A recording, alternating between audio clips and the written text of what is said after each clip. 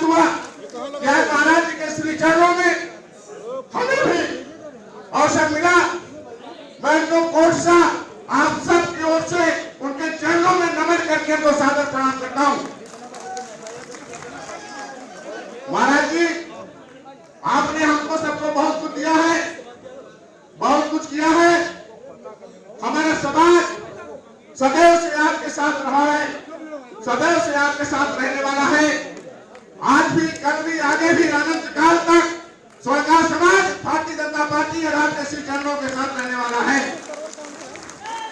आपने, मैं आग्रह पूर्वक एक निवेदन करना चाहूंगा। हमारे समाज के प्रतिनिधियों की तरफ से कहा गया कि हम सबको भी रजत कला, स्वर्ण कला बोर्ड की स्थापना करके हम सबको भी गौरवान्वित करने का कार्य करें। हमारे समाज के लोगों को भी आपने माटी कला बोर्ड और तमाम लोगों को आनंदित किया है। हमारे समाज के लोगों को भी आपका आशीर्वाद मिले। हमारे समाज में कोई विधायक, कोई सांसद उत्तर प्रदेश में नहीं है। आप अपनी कृपा दृष्टि बनाए, आपसे आग्रह है। बस मैं कम शब्दों में आपका पुनः आभार व्यक्त करते हुए कि 2018 में जब 19 सितंबर को कार्यक्रम हुआ था तो महाराज जी नहीं आ पाए थे, लेकिन आज आए हैं। हम जोरदार स्वागत करते हैं भारतीय जनता पार्टी योगी जी, योगी जी, मोदी जी, योगी जी, मोदी जी, भारत माता की धन्यवाद संयोजक जी। इसी क्रम में मैं अपने मुखिया उत्तर प्रदेश के यशस्वी मुख्यमंत्री जी से निवेदन करूंगा कि स्वर्णकार समाज को, जो स्वर्णकार समाज की अपेक्षा है, स्वर्णकार समाज जो चाहता है कि आपकी सरकार में उनकी भी सहभागिता हो, उनका भी एक बोर्ड गठन हो। जैसे माटी कला बोर्ड गठन हुआ है, स्वर्णकार कला बोर्ड गठन हो। ये मेरा माननीय मुख्यमंत्री जी के संबंध से निवेदन है। मैं इसी क्रम में सहयोग सिद्धू जी से निवेदन करूंगा कि माननीय मुख्यमंत्री जी को पृथ्वी चिन्ह और माला पहनाकर स्वागत करेंगे। आदरणीय सिद्धू जी शाल और पृथ्वी चिन्ह देकर स्वागत करेंगे। इस कार्यक्रम के संयोजक सिद्धू जी।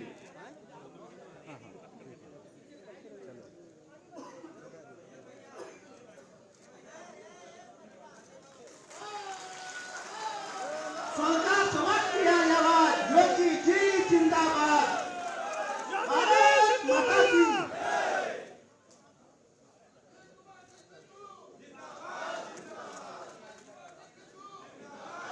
मैं आदरणीय अपने मुखिया, इस कार्यक्रम के मुख्य अतिथि, हम सब के संरक्षक, जिनके नेतृत्व में ये उत्तर प्रदेश आगे निरंतर बढ़ रहा है, ऐसे इस प्रदेश के मुखिया, हम लोगों के मुख्यमंत्री से निवेदन करूंगा कि समाज की जो अपेक्षा है, उन अपेक्षाओं को ध्यान में रखते हुए हम सभी सामाजिक लोगों का मार्गदर्शन करेंगे। आदरणीय मुख्यमंत्री जी।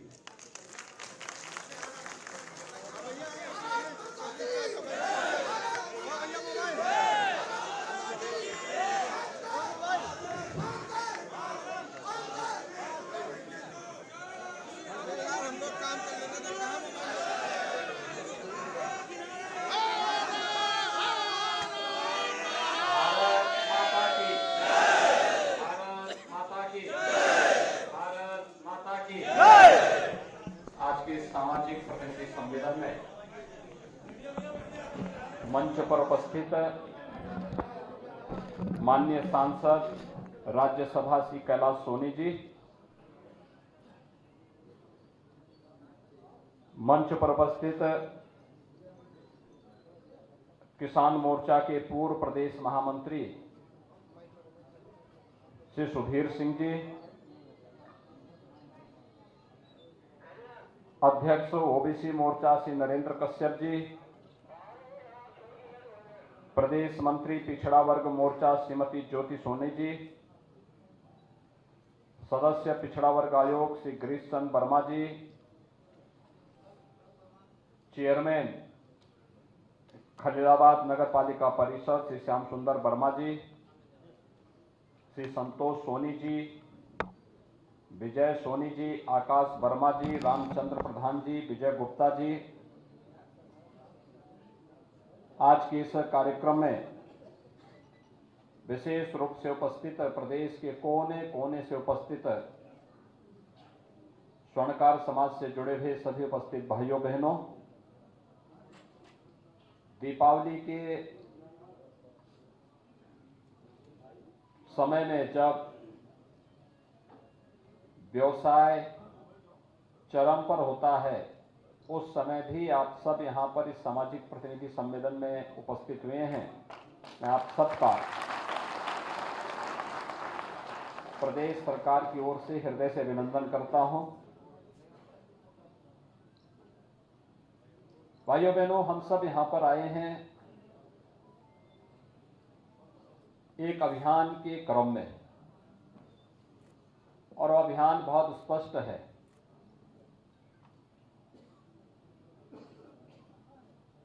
उत्तर प्रदेश देश के अंदर आबादी का सबसे बड़ा राज्य है। आबादी के सबसे बड़े राज्य के अंदर देश के और प्रदेश के सभी प्रमुख राजनीतिक दलों को शासन करने का पूरा अवसर प्राप्त हुआ है। कांग्रेस ने एक लंबे समय तक प्रदेश में शासन किया। समाजवादी पार्टी और बहुजन समाजवादी पार्टी को भी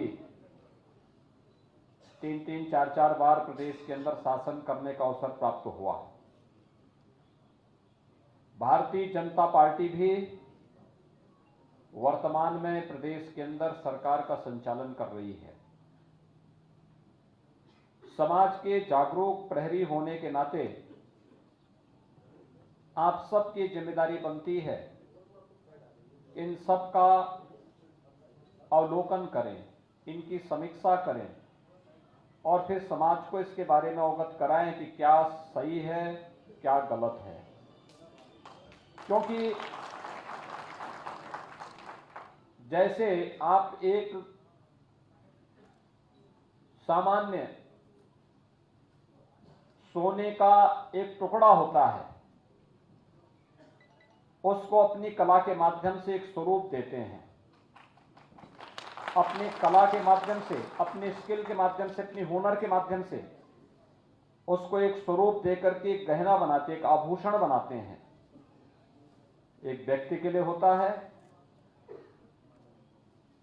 समाज में आप काम कर रहे हैं, इस राष्ट्र के प्रति हमारी कुछ जिम्मेदारी तो है, और उस जिम्मेदारी का निर्वहन करने के लिए हम सब की जिम्मेदारी बनती है कि अपनी उस जवाबदेही के प्रति हम सब समाज के प्रत्येक तबके को जागरूक भी करें और बताएं भी कि क्यों आज की आवश्यकता भारतीय जनता पार्टी है, और भारतीय जनता पार्टी ने क्या ऐसा किया है कि जो भारतीय जनता पार्टी आज देश की, प्रदेश की आवश्यकता बन चुकी है। आपके सामने 2014 के पहले देश की तस्वीर भी होगी, ये किसी से छुपा हुआ नहीं है। हम सब जानते हैं 2014 के पहले देश के अंदर एक असंतोष का वातावरण था, अविश्वास का वातावरण था। रोज एक नया घोटाला लेकर के कांग्रेस नेतृत्व की सरकार देश के अंदर आती थी। दुनिया के अंदर भारत की छवि अत्यंत धूमिल हुई थी। भारत के नौजवानों के सामने पहचान का एक संकट खड़ा हुआ था और सुरक्षा का एक वातावरण था। कैसे उस समय चीन या पाकिस्तान या दुनिया की कोई भी ताकत भारत को जब भी देखता था और भारत के अंदर वह अतिक्रमण करता था, तो सभी लोग मौन बने रहते थे। ये कहकर के मौन बने रहते थे कि देखो, हमें इस अतिक्रमण का विरोध इसलिए नहीं करना चाहिए क्योंकि इससे हमारे संबंधों पर असर पड़ जाएगा। और आपने बदलते हुए भारत को देखा है 2014 के बाद। न केवल वैश्विक मंच पर भारत की अपनी एक नई पहचान बनी, बल्कि आज भारत अपनी परंपरागत पहचान को बनाए रखते हुए दुनिया की एक ताकत के रूप में उभरा है। आपने अभी हाल ही में देखा होगा, इससे पहले कोई महामारी आती थी, कोई बीमारी आती थी, कोई पुरस्कार नहीं था, कोई पूछता नहीं था, कोई वैक्सीन नहीं। कोई दवा नहीं, कोई उपचार की सुविधा नहीं। लेकिन इस सदी की सबसे बड़ी महामारी के दौरान आपने देखा होगा, इस सदी की सबसे बड़ी महामारी के दौरान आपने देखा होगा, प्रधानमंत्री मोदी जी जनता से सीधे संवाद बना रहे थे, जनता के सुख दुख में सहभागी बन रहे थे। देश के सबसे बड़े राज्य उत्तर प्रदेश के अंदर कोरोना प्रबंधन सबसे बेहतरीन मॉडल के रूप में प्रस्तुत करने का कार्य भी हम लोगों ने आपके बीच में प्रस्तुत किया। हमने जीवन भी बचाया और लोगों की जीविका को बचाने के लिए भी भरसक प्रयास किया।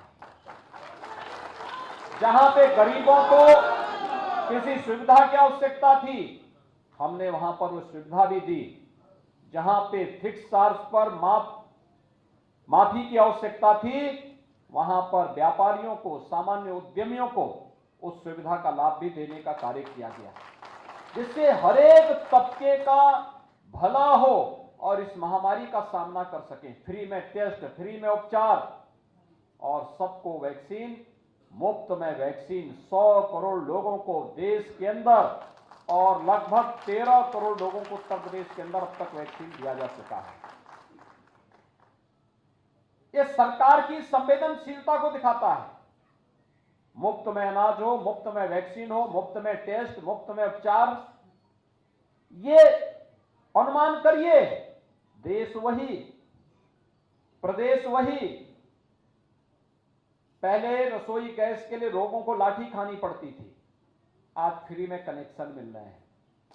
पहले गरीबों को मकान नहीं मिलता था, लेकिन आज प्रधानमंत्री आवास योजना और मुख्यमंत्री आवास योजना में हर गरीब को मकान उपलब्ध करवाए जा रहे हैं। पहले बिजली नहीं आती थी, तब आपका स्वर्णकार भाई जब कोई कार्य करता था, उस समय पॉल्यूशन कंट्रोल बोर्ड के अधिकारी जाकर के प्रताड़ित करते थे, तमाम प्रकार से बंदिशें डालते थे। लेकिन आज बिजली की भरपूर आपूर्ति करने का प्रयास हो रहा है। भाइयों बहनों, पहले पर्व और त्योहार आते थे जब कमाई का माध्यम बनता था, जब कमाई होनी थी, उस समय प्रदेश में दंगे शुरू हो जाते थे और दंगाइयों को, इन पेशेवर दंगाइयों को सत्ताधारी दल के लोग पूरी बेशर्मी के साथ प्रश्रय देते थे, वे अराजकता फैलाते थे। और अगर कोई व्यापारी इस बात की मांग करता था कि हमारा उत्पीड़न हुआ है, हमारी एफआईआर होनी चाहिए, उसकी एफआईआर तो नहीं होती थी, उल्टा उस पर एफआईआर जरूर हो जाता था। यही प्रदेश के अंदर होता था। कोसी कला से दंगों की शुरुआत जो शुरू हुई थी 2012 में, उसका एक लंबा सिलसिला प्रदेश के अंदर चलता गया। और किस रूप में पूरे प्रदेश के अंदर यह अराजकता फैली, ये किसी से छुपा हुआ नहीं, किसी से नहीं छुपा है। पहले सरकारें अपने लिए जीती थी, अपने परिवार के लिए जीती थी, उनको समाज से कोई लेना देना नहीं था, आस्था से कोई लेना देना नहीं था, व्यापारियों से कोई लेना देना नहीं था, गरीबों से कोई लेना देना नहीं था, किसानों से कोई लेना देना नहीं था। केवल अपने और अपने परिवार के लिए और अपनी जाति के लिए वे लोग केवल अपना जीवन यापन कर रहे थे, लूट खसोट करते थे, योजनाओं का लाभ केवल उन लोगों तक पहुंचाते थे। लेकिन आज ऐसा नहीं है। आज तो योजनाओं का लाभ समाज के प्रत्येक तबके को उपलब्ध करवाया जा रहा है और हर तबका इन योजनाओं के साथ जुड़ करके समाज की मुख्य धारा के साथ जुड़ता हुआ दिखाई दे रहा है। आज आपने देखा होगा, कोरोना के मामले दुनिया के अंदर तेजी के साथ बढ़े हैं, लेकिन उत्तर प्रदेश ने मजबूती के साथ उसको नियंत्रित भी किया है। पर्व और त्योहार, अभी हाल ही में अपने दुर्गा पूजा के आयोजन को संपन्न किया है, विजयादशमी के कार्यक्रम को भव्यता के साथ संपन्न किया है, कोई बंदिश नहीं। सावधानी और सतर्कता के लिए सरकार कह रही है, लेकिन बाकी कोई बंदिश नहीं। अनुमान करिए, अगर ये स्थिति सपा, बसपा या कांग्रेस की सरकार के समय होता, क्या होता? अराजकता फैलती, महाराष्ट्र की तरह लंबी श्रृंखला मरने वालों की होती, अव्यवस्था फैल जाती, अराजकता का वातावरण होता। और इस वातावरण में सरकारें किस रूप में मौन रहती थी? आपने देखा होगा, कोरोना कालखंड में या तो केंद्र सरकार या प्रदेश सरकार कार्य कर रही थी, राजनीतिक दलों में भारतीय जनता पार्टी और कुछ सामाजिक संगठनों के कार्यकर्ता कार्य कर रहे थे। शेष की स्थिति क्या थी?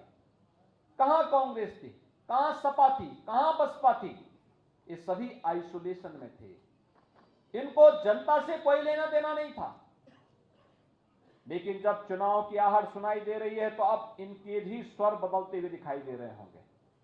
ये लोग फिर से अपनी उपस्थिति दर्ज करवा रहे हैं, नए नए नारों के साथ आएंगे, सामाजिक ताने बाने को तोड़ेंगे, अव्यवस्था और अराजकता का एक वातावरण खड़ा करने का प्रयास करेंगे और फिर वही गुंडागिर्दी, वही अराजकता, वही दंगे, वही अराजकता, यही इनका एकमात्र हो रहा है और उसी के साथ ये पूरे सामाजिक ताने बाने को छिन्न भिन्न करने का प्रयास भी करेंगे। भाइयों बहनों, आपने बदलते हुए भारत को भी देखा और बदलते हुए उत्तर प्रदेश को भी देखा है। प्रदेश वही है, तंत्र वही है, केवल सरकारें बदली हैं और सरकार बदलने के बाद कैसे व्यापक परिवर्तन लाया जा सकता है। कुछ चीजें हैं जो ओवरऑल सिनेरियो को चेंज करता है। आपने देखा होगा प्रदेश के अंदर 2016 तक प्रदेश के अंदर व्यवसाय की जो सुगमता है, यानी जिसको ईज ऑफ डूइंग बिजनेस कहते हैं, निवेश कैसे हो, बाहर से आने वाला निवेश कैसे यहां पर अधिक से अधिक हो, जब इसकी चर्चा होती थी तो भाइयों बहनों, इस निवेश की सुगमता के लिए जो सबसे अच्छा वातावरण बनाने का प्रयास होना चाहिए था, पिछली सरकारों को इससे फुर्सत ही नहीं थी। उत्तर प्रदेश 14वें, 15वें, 16वें स्थान पर आता था और मात्र 3 साल के अंदर प्रयास किया गया, कुछ रिफॉर्म किए गए, परिणाम है ईज ऑफ डूइंग बिजनेस में, यानी निवेश की सुगमता के लिए आज देश के अंदर उत्तर प्रदेश 14वें स्थान से उसकी रैंकिंग में सुधार होते हुए आज वो दूसरे नंबर पर आया है।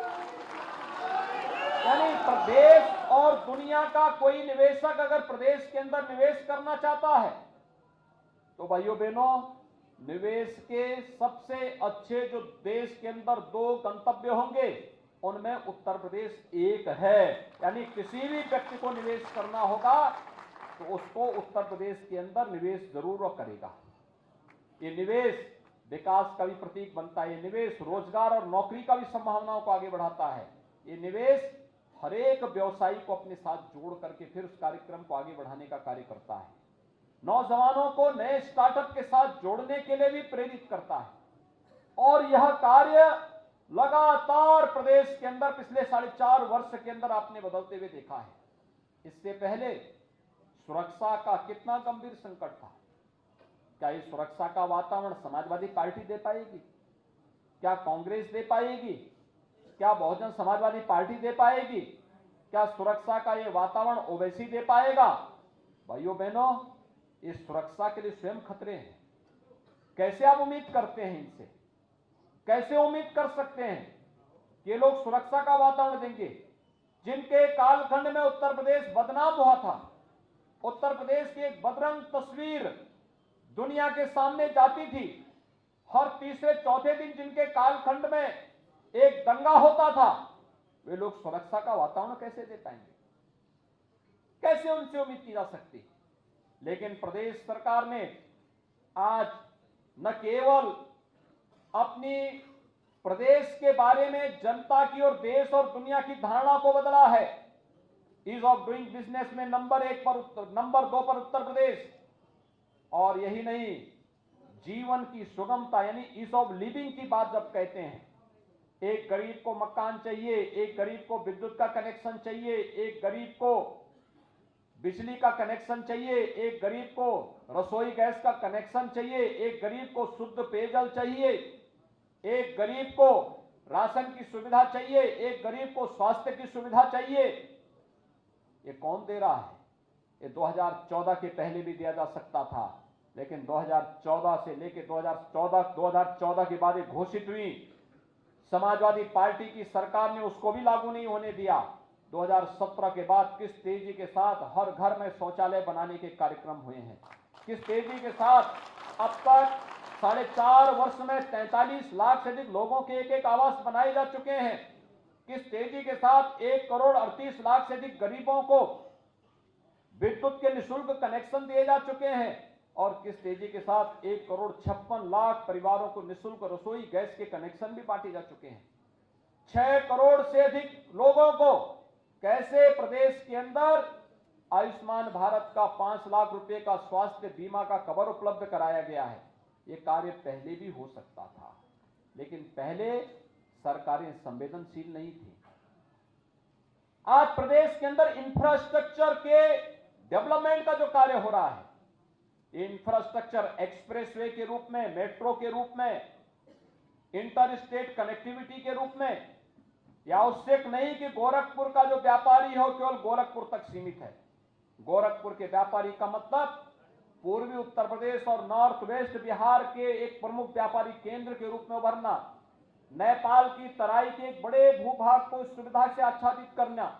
लखनऊ का मतलब केवल लखनऊ नहीं होता है, लखनऊ का मतलब उत्तर प्रदेश के 25 करोड़ जनता की सुविधा का एक महत्वपूर्ण व्यापारिक का एक महत्वपूर्ण केंद्र, और उस रूप में प्रदेश सरकार आज उस कार्यक्रम को लेकर के चल रही है। उन कार्यक्रमों को एक बेहतर वातावरण देने का प्रयास कर रही है।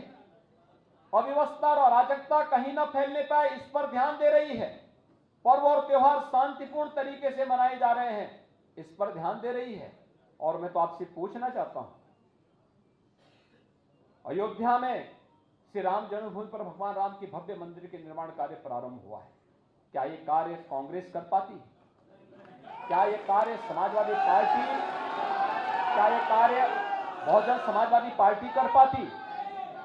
यानी आप देख सकते हैं, आपकी आस्था को सम्मान देने का कार्य अगर किसी ने किया है तो भारतीय जनता पार्टी ने किया है। और भारतीय जनता पार्टी ने जो कहा था सो करके दिखाया।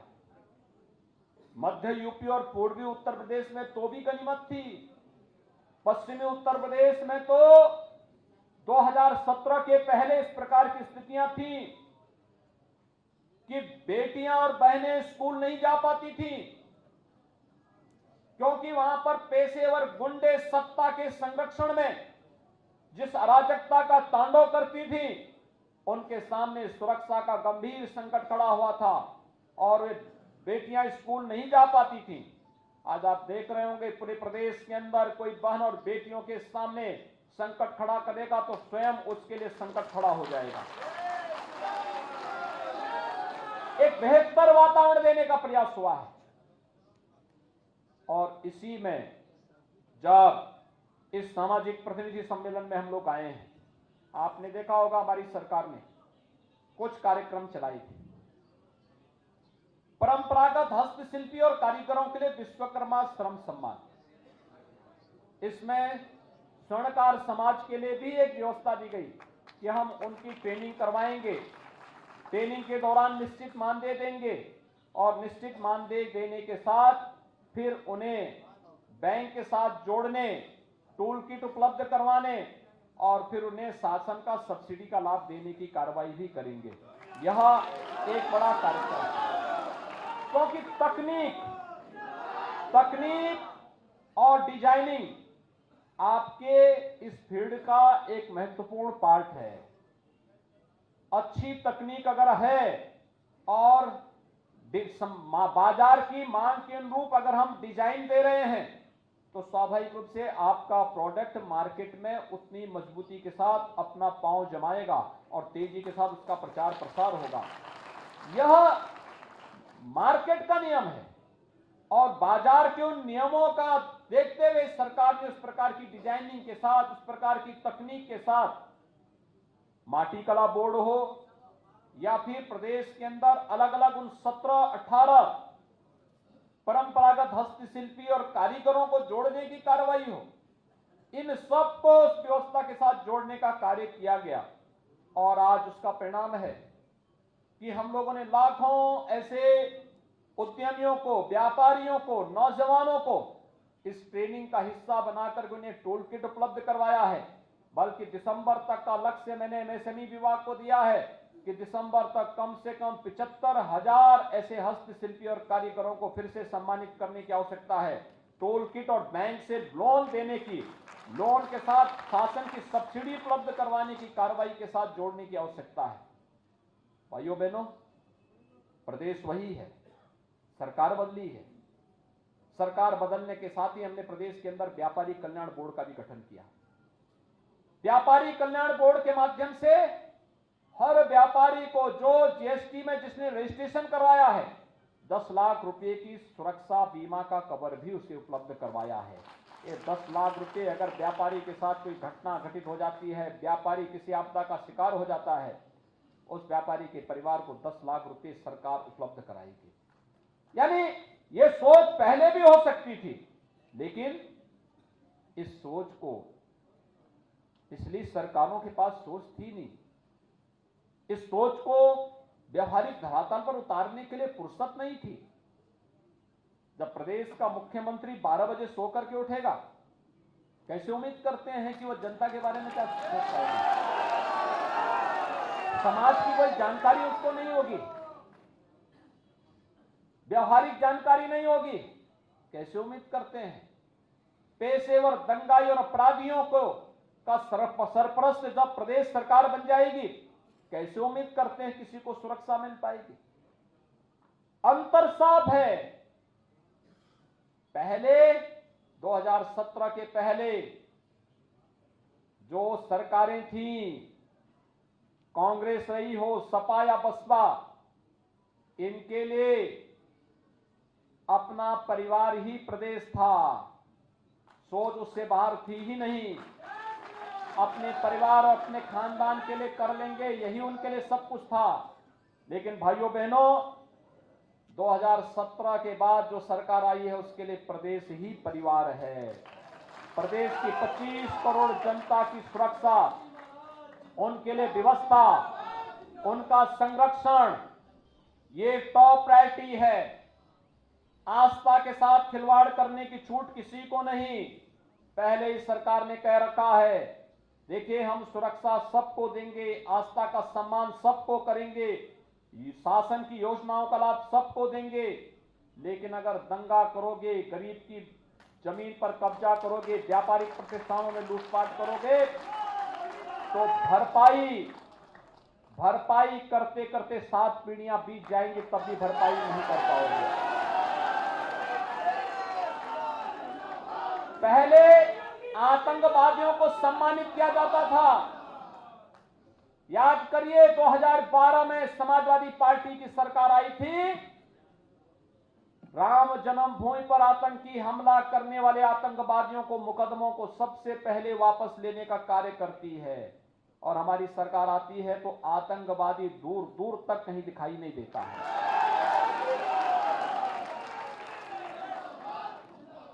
पहले दंगे होते थे, हर तीसरे चौथे दिन एक बड़ा दंगा होता था। आज भाइयों बहनों 4.5 वर्ष में कोई दंगा नहीं हुआ। ये अंतर साफ है और इसीलिए हम लोग आए हैं। चाहे वो विश्वकर्मा श्रम सम्मान के माध्यम से परंपरागत हस्तशिल्पी और कारीगरों के हुनर को सम्मान देने की कार्रवाई हो, या व्यापारी कल्याण बोर्ड के माध्यम से हर उस व्यापारी को, रजिस्टर्ड व्यापारी को 10 लाख रुपए की सुरक्षा बीमा का कवर देने की कार्रवाई हो।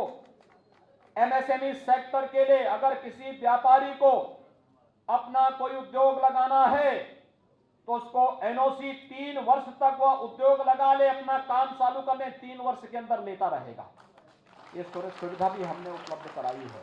और यही नहीं, समाज के हर तबके को भी हम लोग अब प्रतिनिधित्व देने की बात भी कर रहे हैं।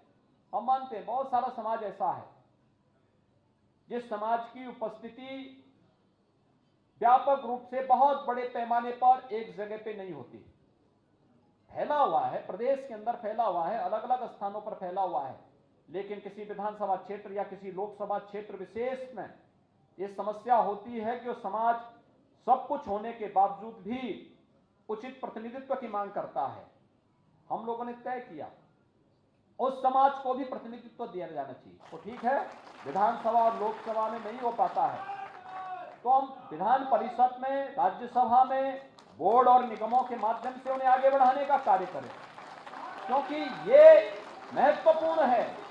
जिससे वे लोग उस मंच पर जाकर के अपनी बात को शासन प्रशासन तक रख सकें। और भाइयों बहनों, इसी दृष्टि से आज मैं आपके पास आया हूं आपसे कहने के लिए, आप अपने अपने समाज के जागरूक प्रहरी हैं, प्रबुद्ध हैं, प्रखर हैं। आपकी जिम्मेदारी बनती है अपने समाज को अवगत कराएं।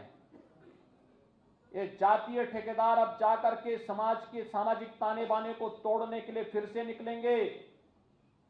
इनका चेहरा सामने होगा, लेकिन पीछे की इनकी बर्बरता भी आपके सामने होगी। जब ये लोग दंगाइयों को प्रश्रय देते थे, पेशेवर अपराधियों को कई सरपरस्त बनते थे, व्यापारियों के प्रतिष्ठानों पर कब्जा करवाते थे, लूटपाट करवाते थे, वह दृश्य कभी भूलिएगा मत।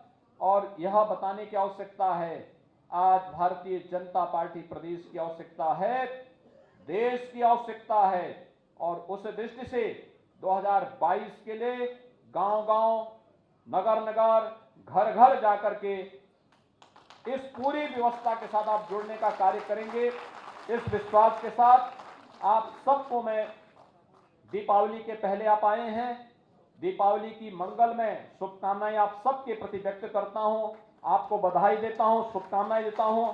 धन्यवाद। जय हिंद। बहुत बहुत धन्यवाद आदरणीय मोदी जी। इस समाज में जो आपने कहा है और जो सामाजिक संरचना आपकी है, उसके लिए आपके सरकार के जो कार्यकाल है, वाकई में ये जनता जानती है कि आपने इस समाज के लिए क्या किया है। समाज आपका हमेशा ऋणी रहेगा। बहुत बहुत धन्यवाद, बहुत बहुत धन्यवाद।